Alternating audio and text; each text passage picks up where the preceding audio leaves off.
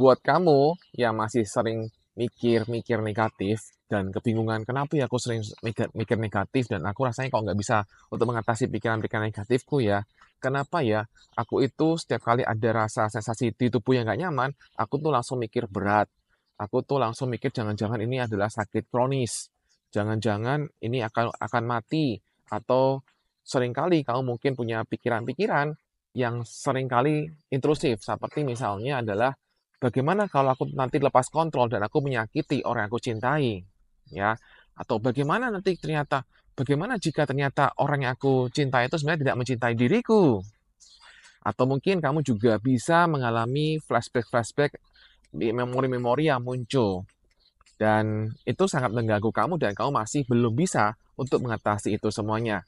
Nah, kamu perlu tonton video ini karena saya akan sharingkan sebuah cara, sebuah metafora yang akan membantu kamu untuk bisa mengatasi itu semuanya dengan jauh lebih baik.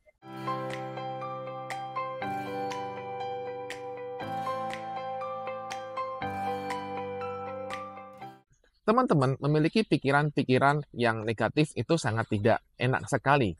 Memiliki pikiran-pikiran intrusif itu juga sangat gak enak. Semua pikiran-pikiran yang berisik, terutama ketika Anda mengalami trauma atau teman-teman mengalami gangguan kecemasan atau overthinking, pasti sangat tidak nyaman sekali, mengganggu kualitas hidup.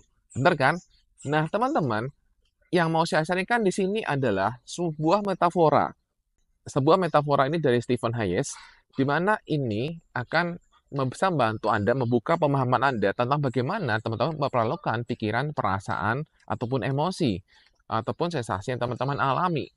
Nah, metafora ini adalah bayangkan bahwa kamu adalah seorang supir bis, dan bis itu adalah hidup kamu.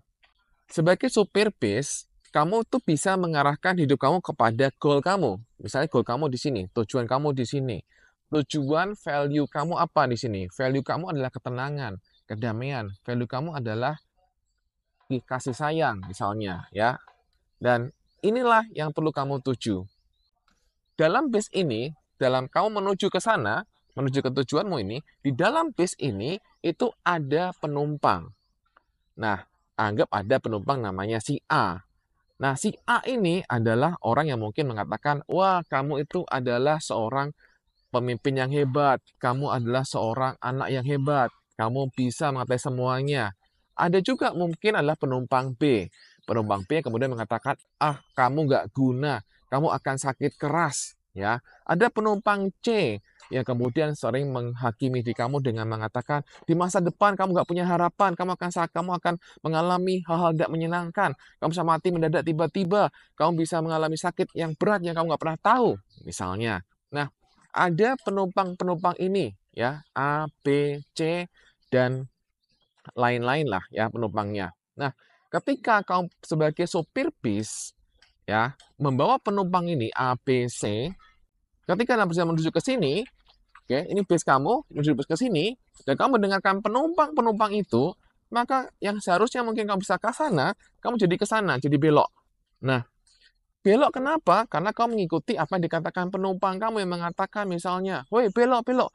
Padahal sebenarnya yang menentukan mau belok atau tidak itu adalah di tangan dirimu sebagai supir bis.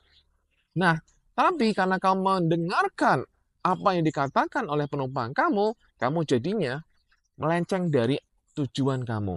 Ini yang terjadi ketika kamu misalnya mendengarkan pikiran-pikiran kamu yang kemudian mengatakan, "Hei, kamu tidak berguna. Kamu bukan ayah orang tua yang baik, kamu bukan ibu yang baik. Kamu akan sakit, kamu akan mati, kamu nggak akan sembuh. Jangan-jangan ini akan penyakit dan sebagainya." Ya, itu penumpang itu mengatakan seperti itu dan kamu iyain. Ya, dalam keseharian itu kamu iyain dan membuat kamu jadinya semakin merasa nggak karuan, semakin merasa, aduh aku nggak bisa nih, aku nggak mampu. Itu yang terjadi selama ini kan teman-teman. Setiap kali kamu ada pikiran-pikiran negatif, atau ada pikiran-pikiran yang mengatakan semacam yang seperti saya katakan tadi, maka yang terjadi, kamu semakin merasa, kamu tuh belok itu sebenarnya. Bukan karena tujuanmu lagi, kamu belok. Dan ini sangat-sangat tidak nyaman membuat kamu jadinya akan jadi semakin bingung, semakin merasa nggak bisa apa-apa untuk menghadapi menghadapi semuanya. Jadi semakin merasa kayak, "Aku katanya nggak punya masa depan, aku nggak bisa untuk bisa menuju ke tujuanku, semua rasanya percuma saja." Kamu akan kadang-kadang kamu merasa putus asa, iya atau tidak teman-teman? Ketika kamu sering banyak mikir-mikir gini, kemudian kamu sering kan, tanpa sadar atau sering kali kamu jadinya putus asa. Jadi teman-teman, sebenarnya nggak perlu belok ke sana, kamu tetap ke arah yang kamu inginkan, walaupun mereka ngomong aja, itu yang sebenarnya kamu perlu lakukan, oke? Nah, percayalah teman-teman, bahwa sebenarnya penumpang-penumpang itu, siapapun penumpangnya, walaupun dia mengatakan sesuatu yang mengerikan, itu tidak akan membuat kamu terluka. Itu tidak akan membuat kamu tidak bisa apa-apa. Yang pegang kendali itu tetap kamu sebagai supir bis. Pahami ya, yang pegang kendali itu kamu sebagai supir bis. Dia mau ngomong apa ya silakan. Kamu tetap aja ke tujuanmu, ke arah yang kamu inginkan. Tenangan, kedamaian itu. Ya. Dan juga dalam keseharian sehari-hari, kamu mungkin juga sering mendapati bahwa ini ada pikiran-pikiran, ada penumpang, itu mungkin saling argumen. Jadi mungkin penumpang A dengan penumpang B itu saling berargumen sendiri, ya, ribut sendiri gitu kan. Misalnya, "Aku sehat," gitu kan. "Ah, enggak sehat dari mana, kan kamu sakitan." "Aku bisa." "Halah, nggak mungkin, buktinya kamu masih lemas, masih minum obat, masih minum obat psikiater. Nggak bisalah sembuh, mana bisa." "Bisa, dengan izin Tuhan aku bisa." "Ah, lu itu hanya berpikir positif saja, itu nggak ngefek tahu." Nah, dan seterusnya ini kan akan jadi chit-chat sendiri, ya kan? Dalam diri kamu, kamu juga ngalami itu kan teman-teman? Ada pikiran-pikiran yang seolah-olah berantem satu sama lain, oke? Nah, kembali saya tegaskan teman-teman, kamu sebagai supir bis. Sebagai supir bis yang mempunyai kendali dirimu. Dan kamu tetap tujuannya ke mana? Ke tujuan yang kamu inginkan. Value kamu itu mana? Ke sana. Tujuan kamu ke sana. Arahkan ke sana. Teman-teman, ketika kamu mulai memutuskan, oke, saya akan tetap menuju ke arah tujuan saya. Saya nggak mau belok lagi, gitu kan? Ketika kamu mulai lurus, teman-teman, mulai menuju ke arah yang kamu inginkan, kamu bukan lagi belok seperti biasanya, semakin kencang ini penumpangmu akan ngomong. Penumpang-penumpang akan ngomong, "Gak bisa, kamu idiot, kamu bodoh, kamu akan gagal, percuma, susah," dan sebagainya.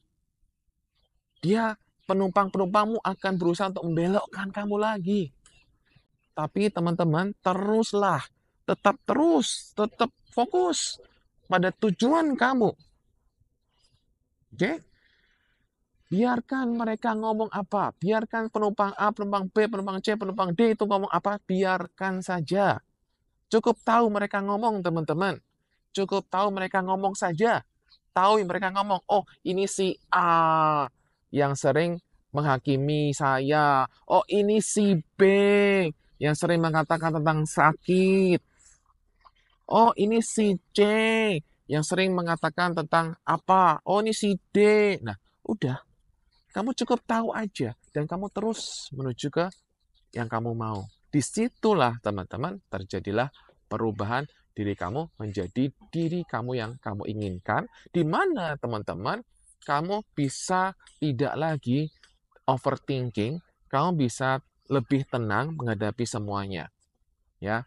Jadi itu yang perlu kamu lakukan. Dan teman-teman, penumpang ini sekali lagi kamu cukup tahu dan kamu tidak perlu melawan mereka. Ya, seringkali yang terjadi adalah kalau kamu nggak belok, kamu kemudian duduk atau kamu berhenti dan kemudian kamu apa? "Hoi, diam, hoi, saya mau fokus," gitu kan.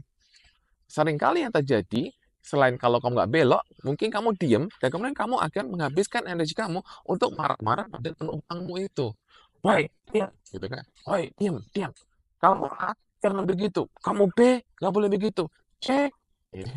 Kamu menghabiskan energi kamu untuk berantem dengan semua penumpang-penumpang A, B, C, D, dan yang sering berisik itu. Tujuan kamu masih di sini menantimu, woi. Ya kan, teman-teman? Tujuanmu di sini menantimu. Nah, jadi teman-teman, jangan berhenti. Ya, terus aja lanjut teman-teman, menuju kepada yang goal kamu inginkan. Nah, itu metaforanya teman-teman. Semoga ini bisa membuat kamu untuk paling tidak klik gitu kan dengan apa yang dibahas di metafora ini. Oke, metafora ini juga sering saya katakan pada klien-klien saya di hipnoterapi harapan indah. Saya sering katakan juga, ceritakan metafora ini dan mereka kemudian, oh iya, benar, gitu kan. Tahu apa yang perlu mereka lakukan untuk menghadapi pikiran-pikiran mereka.